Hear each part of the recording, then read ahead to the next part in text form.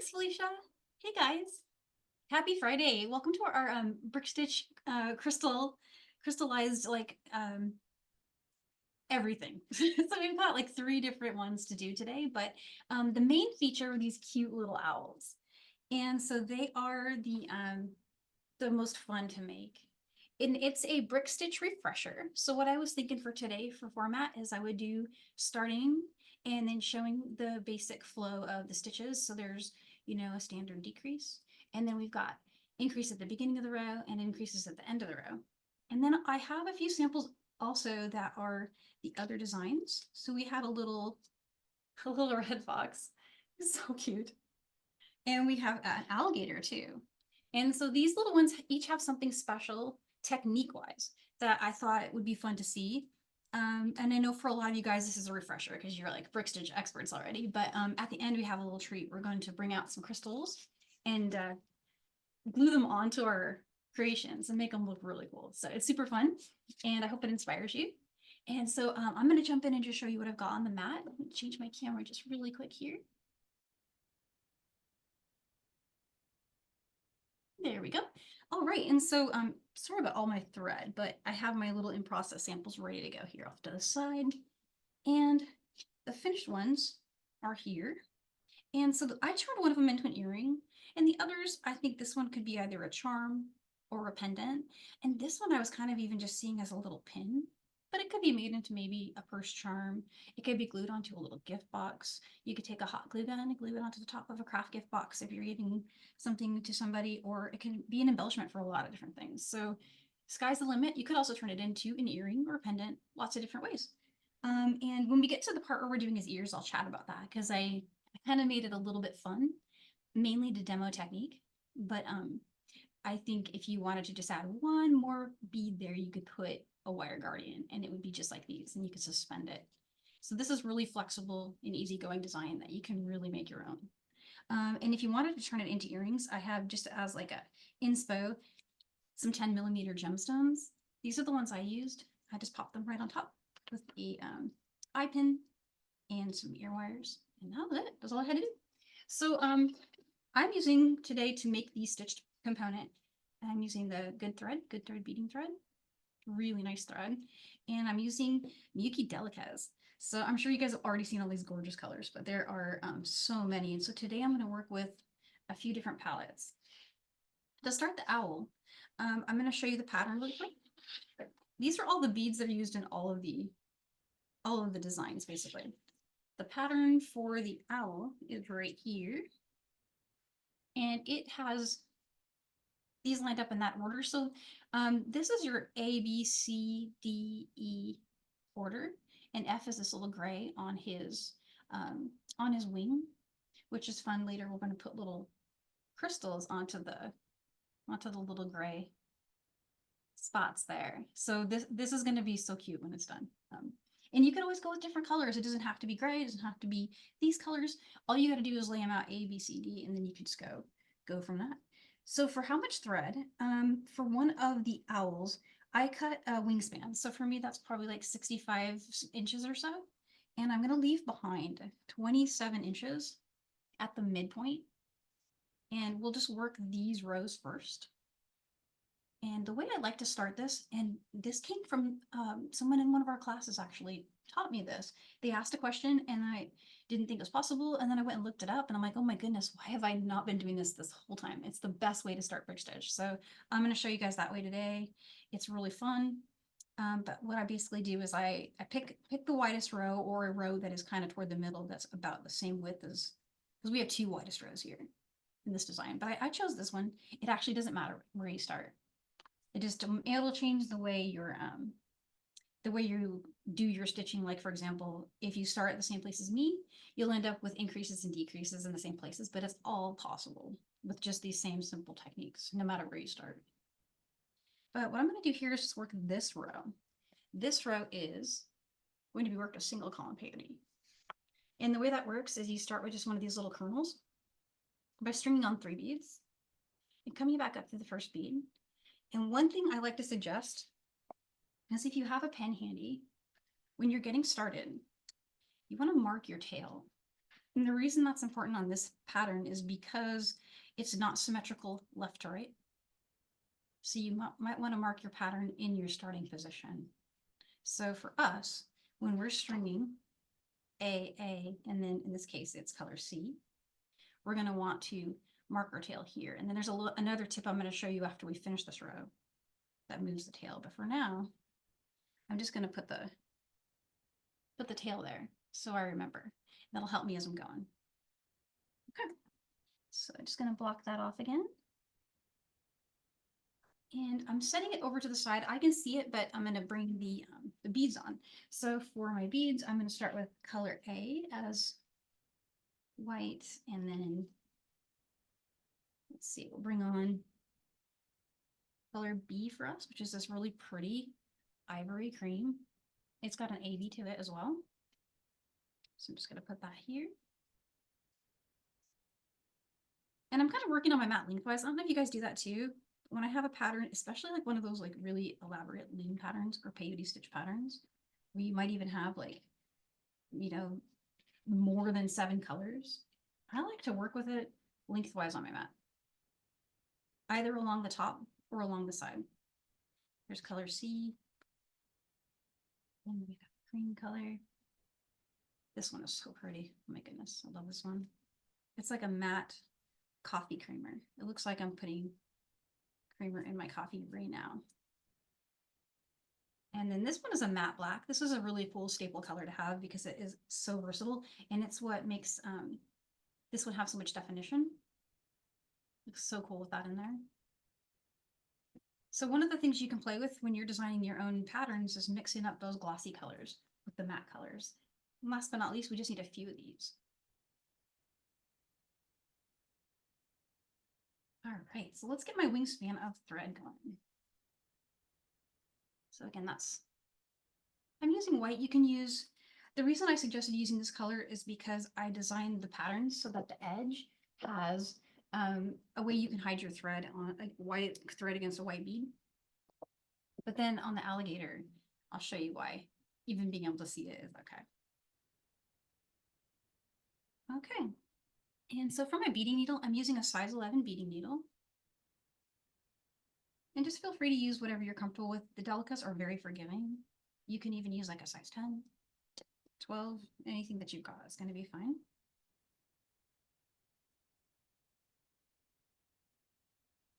Get that threaded and fold it down. All right.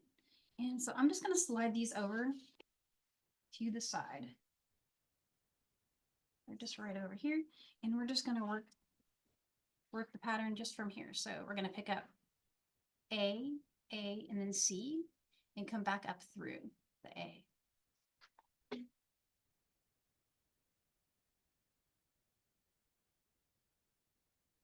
So there's those there. And I'm just going to bring them down and leaving about 27 inches here at the bottom for a tail. You'll need that to just complete the bottom of your owl. And so this is my tail side over here, and my working side where the needle is coming out over here. I'm just going to bring the needle back up through the first bead. And so this will become our top row. If I can catch it, it's running away from me right now. There we go. So going just through that top bead right there. Oh, hey, Wanda. Thanks for tuning in.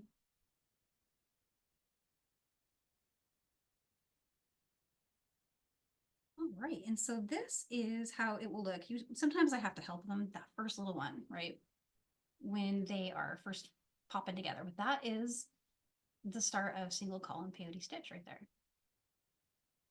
And it's a really easy way to get those first 2 rows of your design just done like in a flash. It is so quick.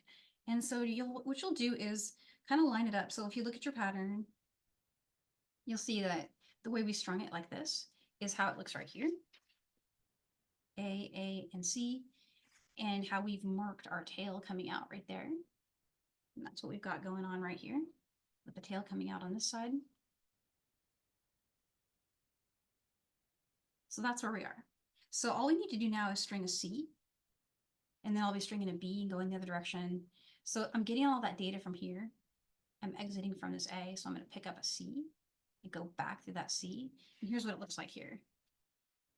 So we're here, we'll pick up a bead, go back through the last one, and we'll do the same here.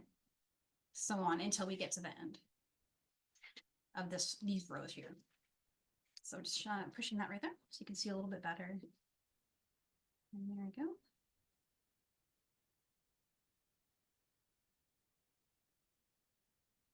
All right, so here's the color C.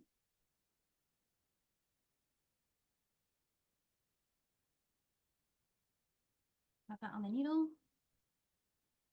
And come right down through that bead. And at this point, it'll still slide on you a little bit, so you might want to use both threads to tighten. So I'm pulling on this thread and this one. And from here on out, it can really help to pinch it. So if you place it in the direction you're heading, right? And then just pinch your work like that to keep the beads in place. And then you want to pick up your next bead, which for me is color B. And then just bring that color B right up through that color C. And you see how it got a little bit loose on me? That's going to happen. And that's one reason I like to pinch it, but also it's kind of okay because you can just take this strand right here and just pull it and then go ahead and continue that stitch through. And it does get a little easier as you go. Like each one you add tightens the one before it. And so far that's what we've got right there. So I'm going to do that same thing. I'm just going to pinch it and take a look at my pattern. I've got another color B. Bringing that through the color C we had just added. Or sorry, the color B we had just added. And the one way I like to keep track of where I am in the pattern is I'll pick one of the rows. And so for me, I'm actually going to pick the top row. So this one right here. And I'll look at the pattern and I'll do the counting from that one. So I'm seeing that on that, I'm going to have 2 B's before I need to change colors. So I'm going to keep going. Bring this one up through there. And so now I'm adding my second B, color B bead, which is our ivory. Tighten that all up. And there we are so far. So that's what we're going for. We're just going to keep adding. And it looks like my next color on the bottom is going to be another B. And we're just starting right in the middle of the owl. So we're going to start to see his beak next. So I need a color E, and this is the very bottom of his beak.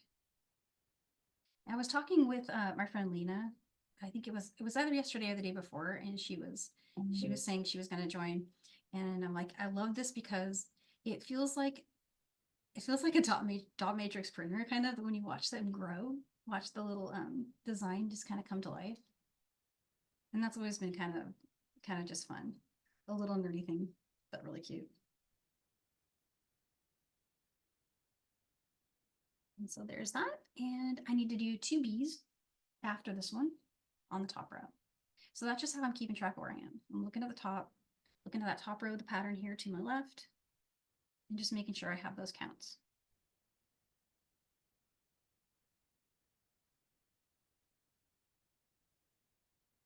And again, I'm keeping it tight by holding in between my finger and my thumb and just pulling on the threads just to keep everything nice and tight.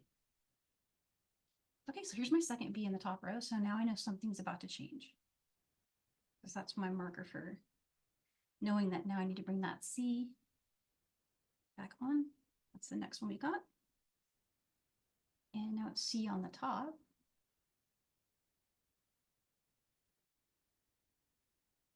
Another C on the bottom. That's the really pretty bronze color. I love this one. And we get to put a gray one on now.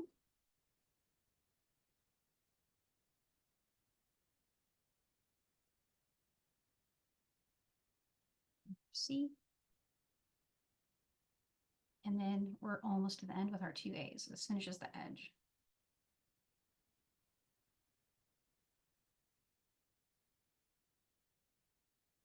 Okay, so there is the rows we highlighted in the pattern all done. And that is so much faster than laddering, isn't it? Because I used to start by laddering just one row. I don't know if you guys do that too. That's how I used to do it. And this is so much faster. So I have a suggestion to make from here before carrying on with the next part of the pattern. And I think it helps with getting your brick stitch row to be tight, because this is a little looser than laddering. Because you know when you ladder, you go through a bunch of times.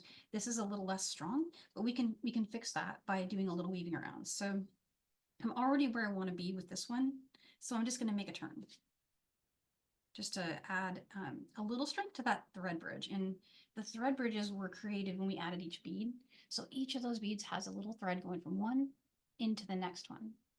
And so all the steps from here on out are going to involve picking up a bead and going under one of those. So we want to make that first one strong because it'll loosen if we try to do it now. So let's go back through. And you can go back through just one bead. That's what I'm doing here. Pull that down. Come back up through the one we were just exiting from right there. So that makes it really strong there. And on this side, I'm going to do something a little different. And I'm going to grab just one more needle really quick and thread on my tail.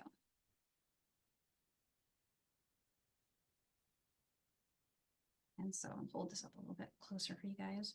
So on this side, I know that when I start my rows for the bottom half, that I'm going to want my thread to be down here. So I'm just going to aim my thread for this bead right here. And in the process, I tighten up my top row.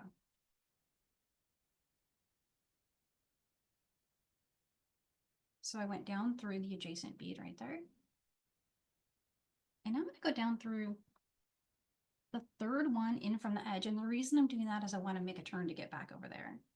And you can judge that by your pattern. Not all patterns will need to be at the very edge. So for example, if you have one that's got a major decrease, you can aim for that spot. But in our case, we're going to be starting with a standard decrease from this edge.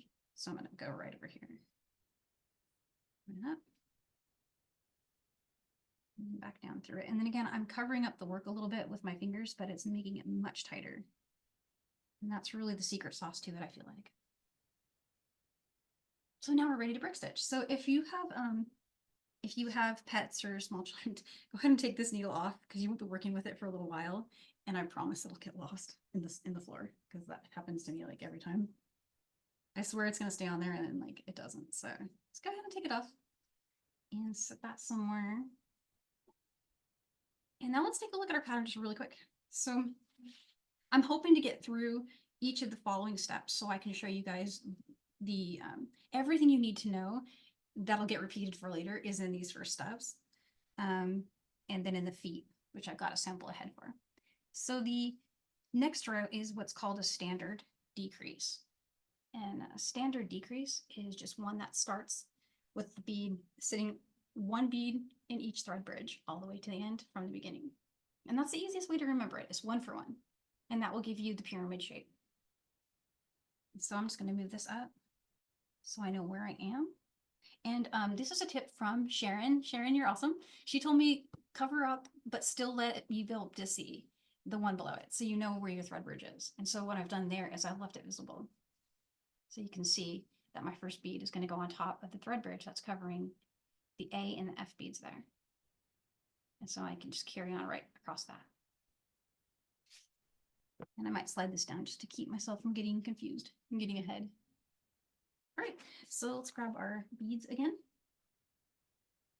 And going to reorient here. And again, if you're having any trouble figuring out if you flipped it over or something, your tail is your guide. You know your tail, and for me, in this case, my tail's on my left. So I'm always going to know what side of the pattern I'm on based on that. All right, and so we need an A bead. Pick that up. And I'm a one bead start person for brick stitch. There is another way to do it, but I like this way. And so if you guys are cool with it, thought I would just show you the way that I really love doing it. If there's any time at the end, though, I'll show you the 2-bead start. I think we will have time, so. But I'm just going under the very first thread bridge with my needle and pulling it through. And then come up.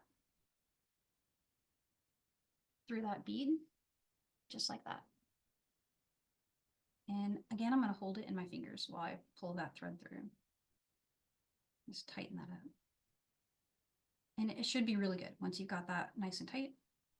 And it actually makes the bead, the reason I like doing it this way, it makes the bead sit pretty much perfectly, but sometimes the two bead start will wonky them. So this is always just more, the flow feels better to me for some reason. It doesn't necessarily make a difference in the structure long term, because there's ways you can fix the two bead start, but this for me, if I'm going to make a big project and make two of them and do all that, for me, this is just a more refreshing flow for stitching. So there's our next bead. I put it right under the next thread bridge. And that's the same thing we're going to do over and over for the whole row. So just looking at the pattern, seeing my next color is Ivory. That's the B color. And then go under.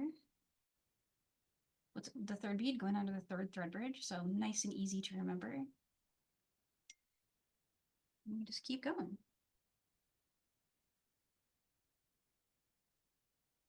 And so it looks like I need to do one more bead. Put that one on.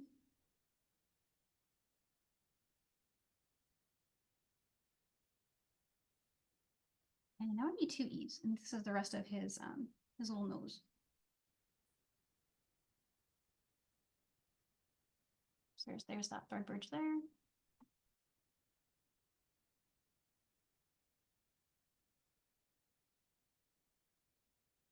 This one I find with the little Delicas like this can really test your close-up vision.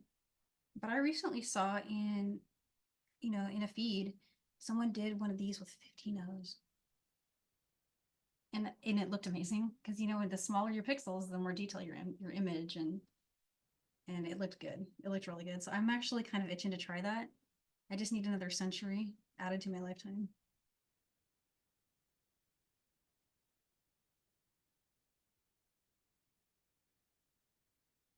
But I feel like these are kind of like the Goldilocks here. The size 11 Delica is the way. They're so pretty.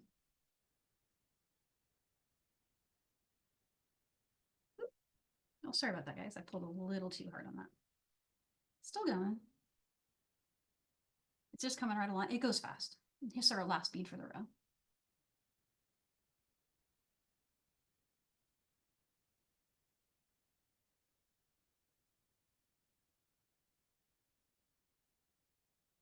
All right, so I'm gonna get to a spot where I can show you an increase now. So the way the pattern changes after this, so we just finished that row right there. And all we gotta do is slide our ruler up, and looking at the next row, we are right over here. And push this up.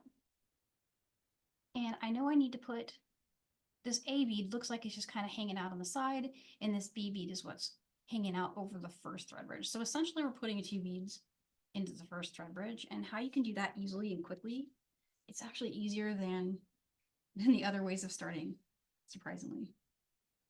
So that is color A and color B. So pick them both up. And in this case, you just want to go under your first thread bridge there.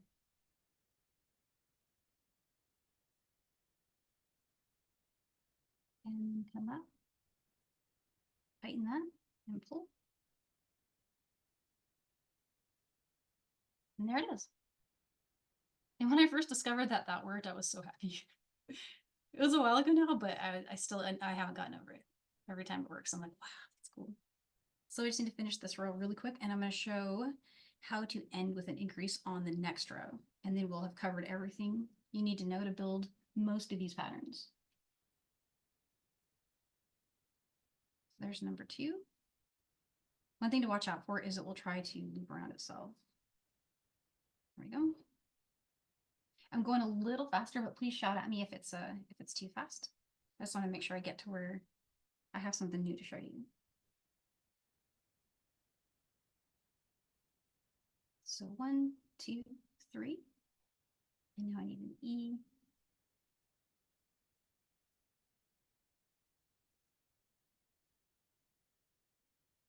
I need 3 more color B.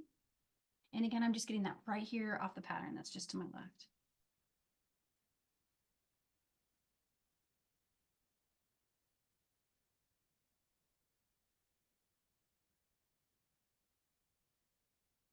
Second one.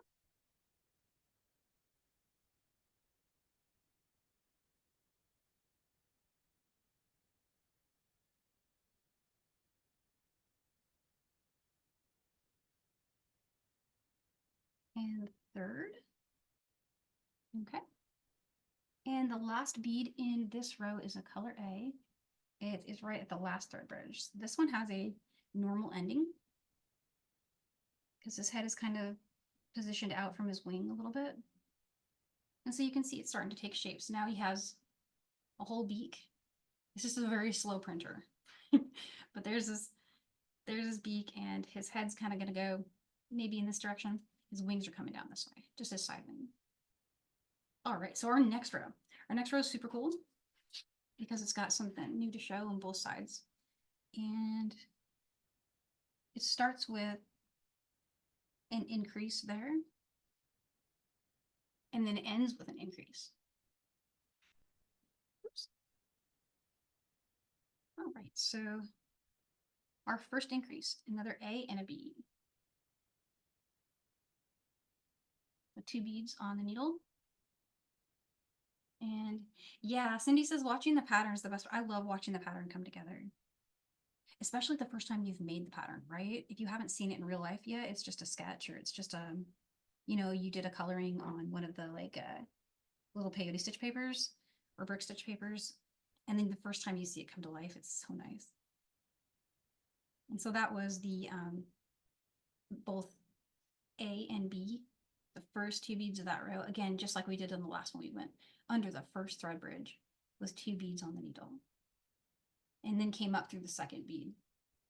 And that gives you that little pop. All right, so I'm just gonna jet through.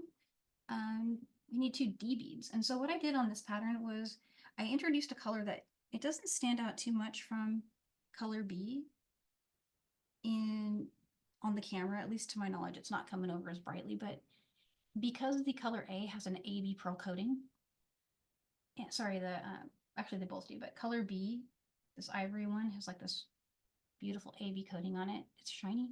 The other one is matte. So his eyes really stand out because it's got a little matte circle around his eyes. And it gives it some depth too. It makes it look like his eyes are moving. It's cute. All right, so I've got the next one, which is color B.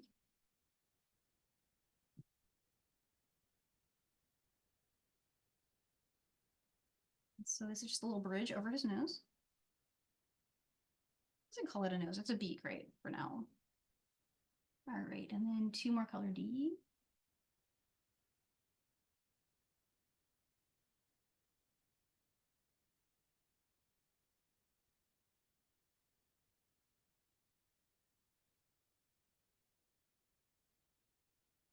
Okay, so now we're at the end of this row.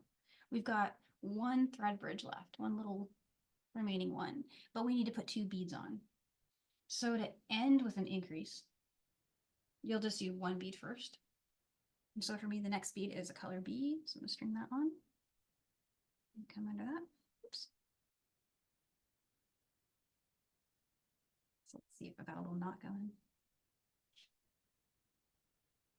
If that happens to you, don't insist. Just go ahead and pull the thread back from it because I guarantee it'll knot. It always does that to me. There we go.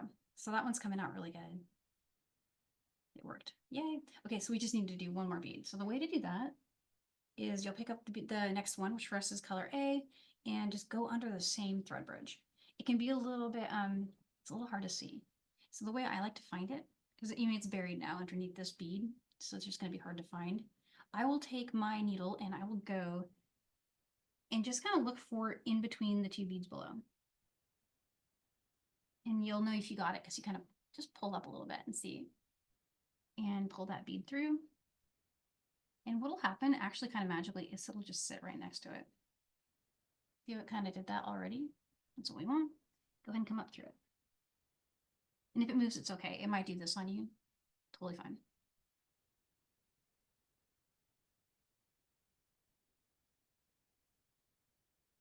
It can help if you take your thumbnail, just put it over those last 2 beads and just give it another tight. All right. And so I'm going to reorient where I am because I know my tail should be on my left. Bend that over. And so far, so good. So all I have left to do here is pretty much the same stuff we've seen now at least once. So I just want to check in and see if anybody feels like they want to see the increase again. What we have next to do in the pattern is a repeat of what we just did. It's basically another row. That's another increase. And then we start doing standard decreases pretty simply all the way to the top. And I do have a sample that is at that stage if you guys are ready to see the wire guardian. So I'm going to assume that's okay unless anyone just wants to drop in the chat. I want to see the increase row one more time. I do have one I could show you right there. I'll just give that a second. And if I don't see it, then I'll thread my needle while we wait. So I've got this one and this one.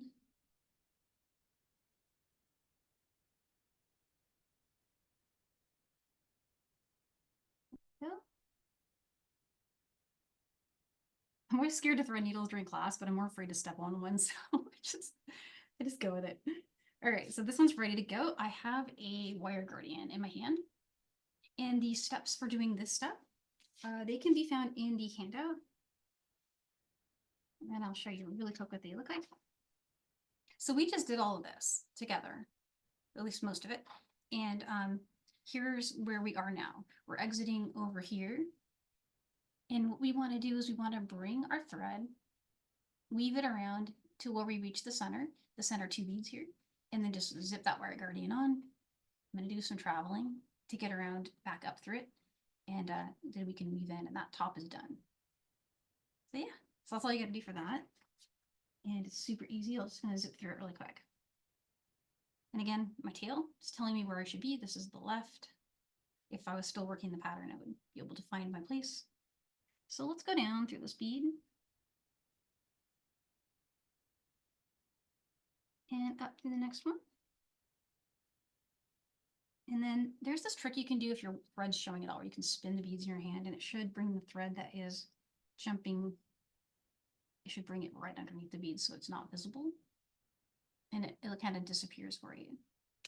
And in this case, I tried to get the wire guardian to kind of sit above those 3 beads in the middle. I know it's hard to see there, but there's 3 beads there.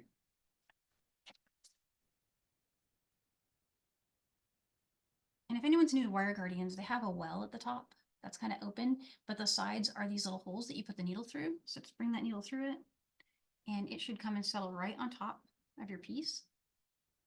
And I usually just kind of position it there, and then again, I'm just going to hold it like that. Coming around the other side. And get through the 3rd bead if you can. And you might make it in just, like one swoop if you're lucky.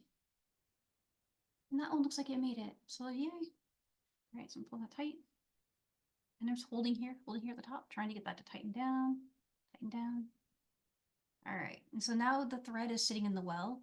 And if anyone's struggling with that, that can be kind of tricky sometimes. You just want to hold it, just hold it like that. And the thread will stay in the well that way, a little easier for you. So to make the turn, to go back and reinforce, go down through one of the beads below, and it actually doesn't matter which one, pick one, left or right. Come up through the adjacent.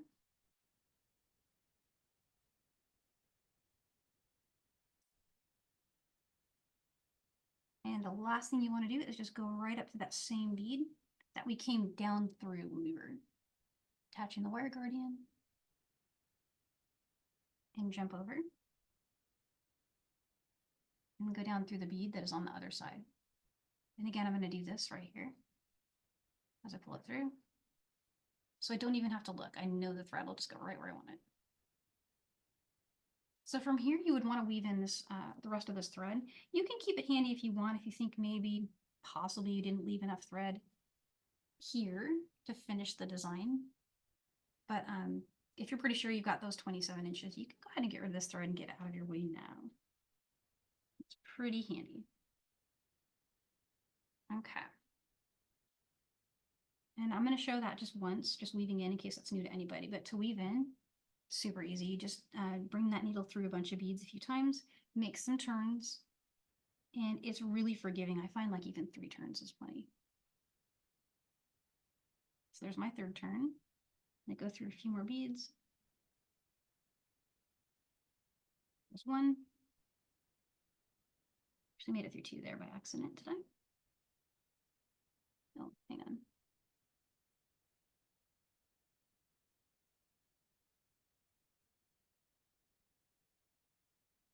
I think I did some really tight stitching there. All right. So that, I feel like that was fine. I mean, you can go a little further if you'd like to, but, and also I decided it was okay that I only did 2 passes through the wire guardian, but 3 would also be totally fine. And these are generous beads. You'll be able to fit at least 3, 4 passes. It'll start getting tight on the wire guardian before the beads actually. It's kind of handy. Okay, so I'm going to trim this. I'm pushing down and pulling up just to get rid of that. Let's take a closer look, make sure it disappeared. And that looks good. Okay, so from here, what you would do is you just take a look at your pattern again, but this time we're gonna have to reorient. This is where the tail really helps. You can see you've got your tail here and it's on the left side. And so we'll come over to our pattern and we can see that our tail was left right here. But remember we wove it down. So it's actually like right there. I'll just bring this all down here, just barely covering that and then just flip it over. And from there, you'll just work the pattern starting from that row all the way onward. And every single one of these rows is something we've done. So each one of these is, for example, standard decrease with an end increase. We just showed that. Here's the same thing basically repeats itself pretty much all the way down until you get to here. And so this is where I've left off on my 3rd sample to show finishing this row. So let me grab that really quick. Because he needs his feet. He's got no feet. So we've got him set up the tail side for us. And it looks like I didn't put my wire guardian on this one yet. I just left that in case anyone needed to see it twice. But I figure everyone's pretty good. And so where this is left off is right here. Sorry. The first 2 parts of the feet are done.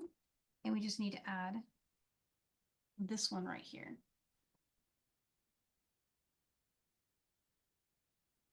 And it has a gap. You see the little gap there? I just wanted to show that really quick because that is, and it's the same trick you're going to need to do the ears later on the fox. So this is, the way you do both of these things is kind of the same way. Let me grab this really quick.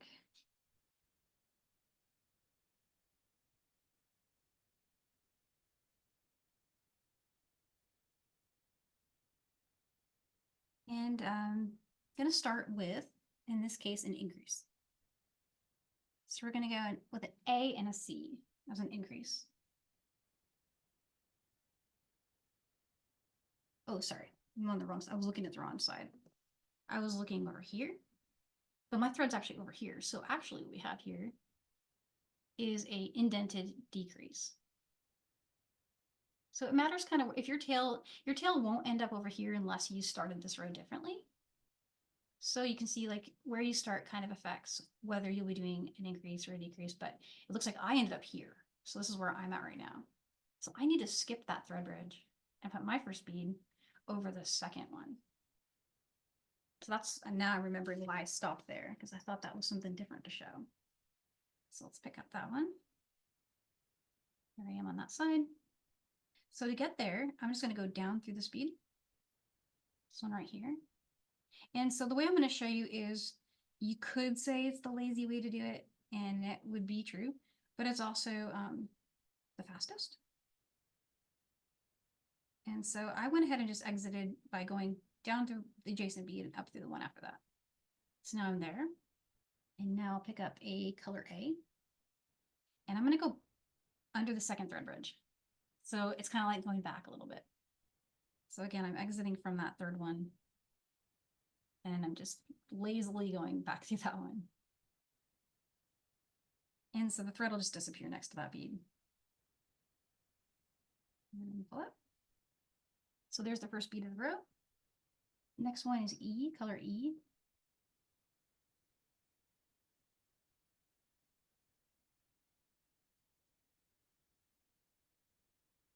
And then there's a color A.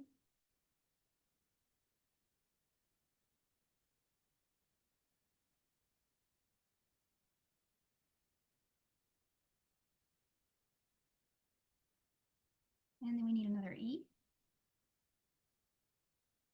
And this completes the bottom part of the pattern, the feet. There's just one more row below it. Well, I think the tail goes a little further, but.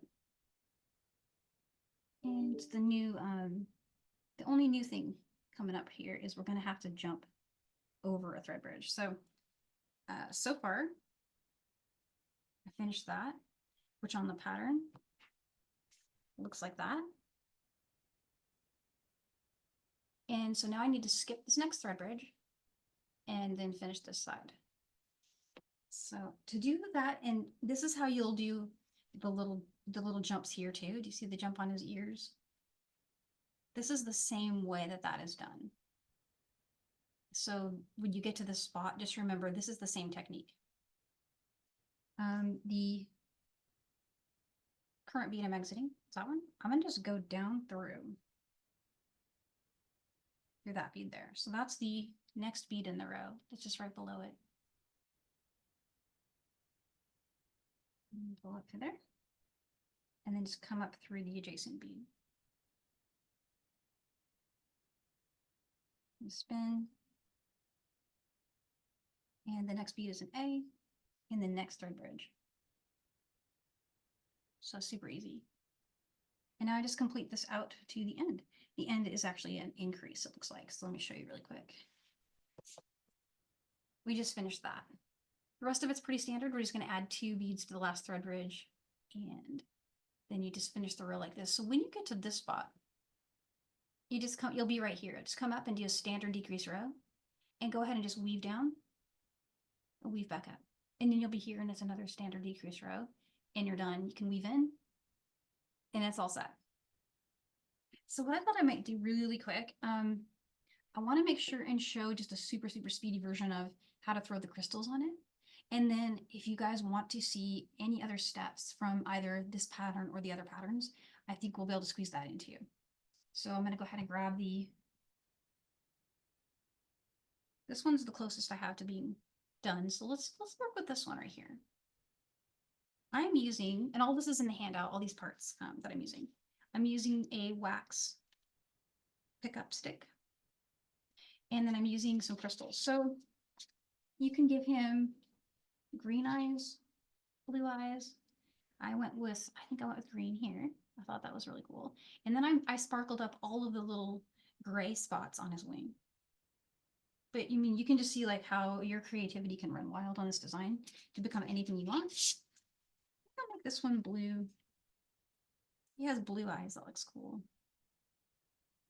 So this is super easy to do, and I just want to show it really quick for you guys. There is another item that is called out in your handout, and it's a little glue pen. It puts little dots of glue.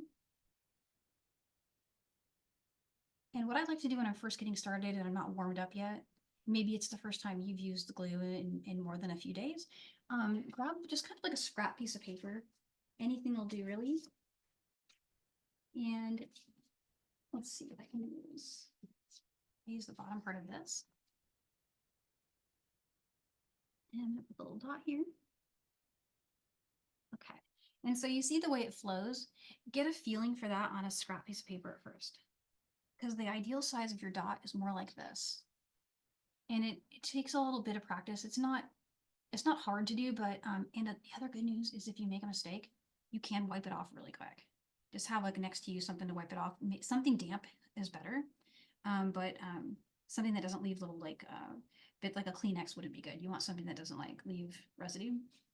But the best way is just to kind of, you know, just with intention tell it, okay, this is going to be a small dot. Practice as many times as you need. But I'm going to just do. Oh, and the other thing, it dries clear. So even if it is a little bit bigger of a sploosh than you were intending, it's totally fine. It'll be okay. There's one. Let me make sure I actually got it on his eye. Steady hands. There we go. Okay. Those splooshes were a little bigger than I was hoping. I'm still not very good at that part. There's one eye.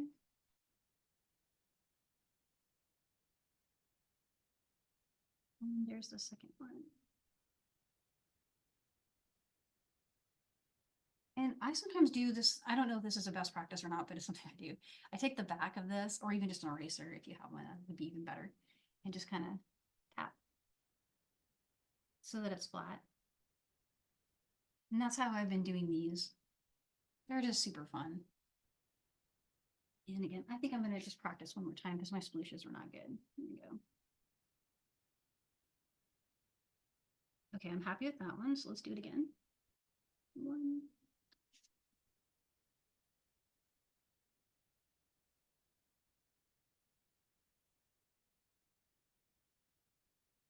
And I'm going to try to do all of them. Okay. Yes.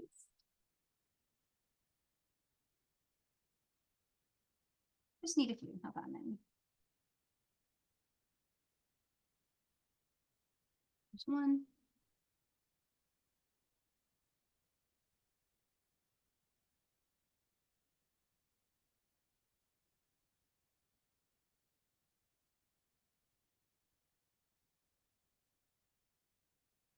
And this is where that little trick is handy. So if they're not flat for you, just give them a little tap. There we go. I'm really happy with that one. That's all you gotta do. And you can make all kinds of things really pretty that way. A lot of potential here. I just can't wait to see the patterns you guys come up with. Yours are gonna be really good. Here's a quick view again of what I did with these other ones. On this one, I just kind of gave them an eye, just an eye there. But this one, I decided to take the tail and embellish it. So I thought that was kind of cute. Yeah, Wanda says that little Allie's strutting their stuff.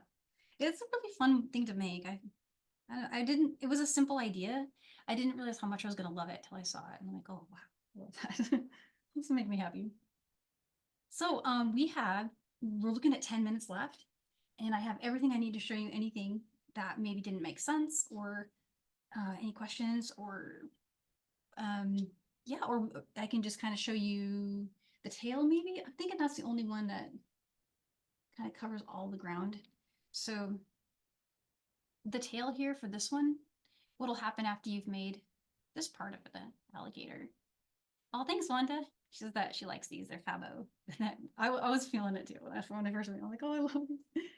So I'm gonna kind of weave around. So let me show you. Actually, I'm gonna show you the pattern really quick. And give me a shout in the chat if there's questions about any of this stuff. You guys are really like, you're either totally getting it today, or you already knew before you came. Okay. And so here's the alligator. And he's pretty much done right to like that spot. I just need to get over here and build his tail. And I'll just show that really quick. I might not be able to get to the very top, but I can at least get close to it. And I've already got a needle on. That's handy. Okay. So from here, I just weave down. And I'm going to weave down one more to bring me right to that base.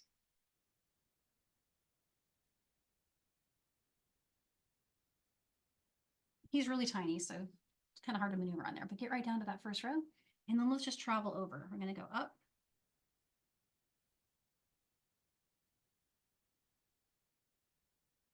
And down.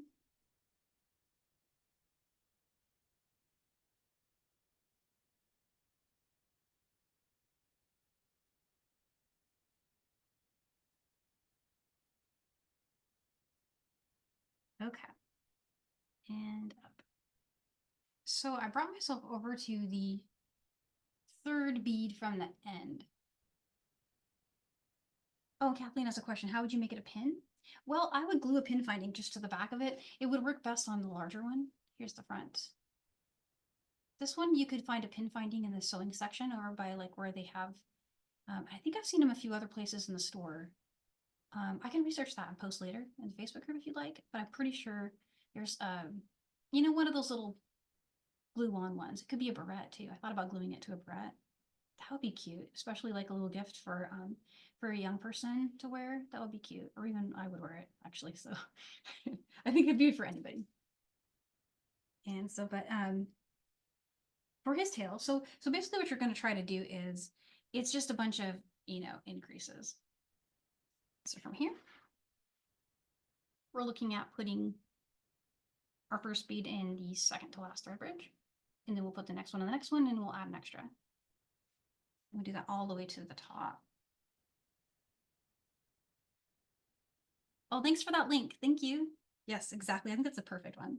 Oh, and I'm gonna need actually green beads. Sorry. Okay, so I'm gonna pick up a green bead here.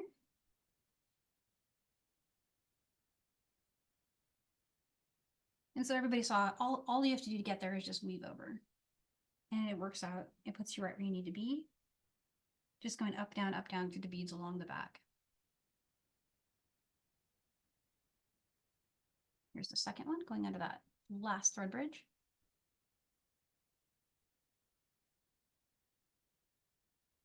We're still doing okay on time. It's gonna be right to the wire though. This was an action-packed one.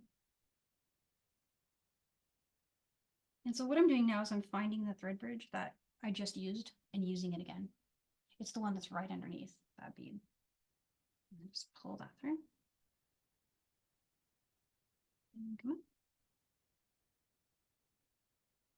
And so you see it starting to kind of travel right out from the back of the design.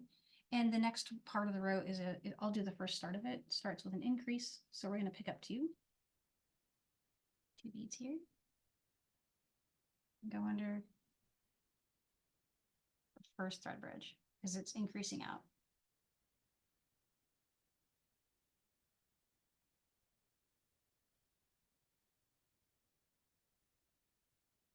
Really nicely positions it just right out like that.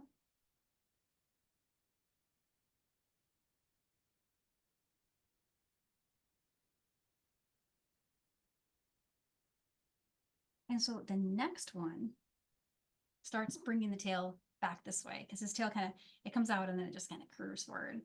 And so how I did that was I did an increase again here at the start of this one. So again, two beads, bring those under.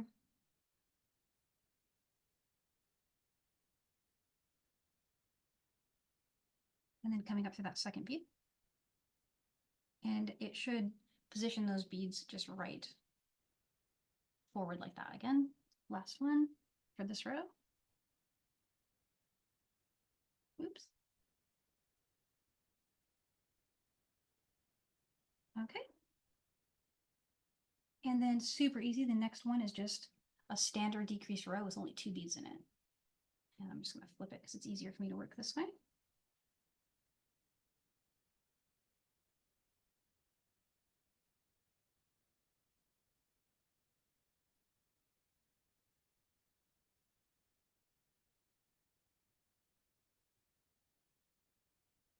So there's that one, and all you got to do for the last bead, because it's just a single bead at the top, pick up a bead, go back through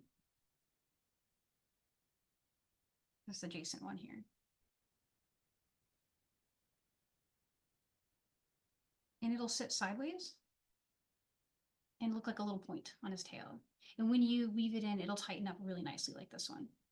I put the wire guardian here, just above those beads right there. So the one that's covered up, I didn't use that one. I used the very next one. So one good way to remember it is your gold bead will be in your first gold bead will be the center of your wire guardian, if you like that. And that is his center of gravity. He will hang like that when you're wearing it. And last but not least, I don't think we've got time to show the ears, but I just wanted to make sure I explained to everybody that all the steps to make him, even though they are much more volume because it's a larger one, they're all the same. And that little step we showed with the feet when I was showing the little jump is how you do the ears here. Same way. And you'll have a major decrease. You'll have to go down, up, down to get to where you want to start that row. All right, so at the 3-minute mark, woohoo! So any questions for me, guys? I'm gonna flip my other camera back so I can see you guys and say hi. And if you have any questions for me, I'm happy to answer them. We got like maybe 3 minutes or so, or I can show you next week. Hi, Danielle. I think everyone's good, but we'd love to know about more about your ruler board there. Oh, I Magnetic wondered. rulers? Yeah, so actually, Michael sent this to me with the printmaker. So I'm gonna hold it up. It was a printmaker ruler board. So but I think this is something that isn't necessarily only available as part of that. I feel like this is something that if you search magnetic ruler, you'd find it. Like I think I even saw one when I was in store last time, and I can't remember which section I was in, but it wasn't in the paper section, so it was some other section. So I think this is one that is easy to find if you just search magnetic ruler. And if yeah, and if I find anything, like I'll search later and I'll just go ahead and post it if I find it. But yeah, That's I've been great. loving Thank it. you. Yeah, Did you want to show off next week?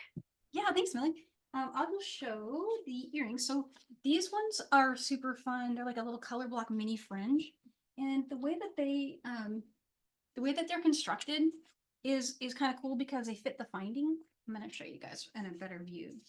That cork board in the camera doesn't really highlight, but you see how they spin, and on both sides you've got like a decorative element, and that's coming across. But so cool. And it's like a little 2-hole connector there. So we'll do something to stitch it to it, and then do like a whole like a little fringe pattern that, of course, you can adapt and make all your own. And they're really cool looking. They're fun to wear. They're very modern. Yeah. So I hope to see you guys next week for that class. And there's some new stuff coming up too that I just posted. And then yeah, I think that's everything. The one after that, I can't remember. I can't remember the one after that. I'm so sorry, guys. It's Friday. But we have, if you go to michaels.com/classes, and then I always go to online classes and click on jewelry as the filter, and it brings up all the beautiful jewelry classes. And so there's so much inspiration. Definitely check that out. And if you're not already a member of the Facebook group, we have a Facebook group. It's PDF and Patterns from John Bead. Also, we have a blog. It's blog.johnbead.com. You want to check that out? And I hope to see you next week on Friday. All right, guys. Bye. Happy beading.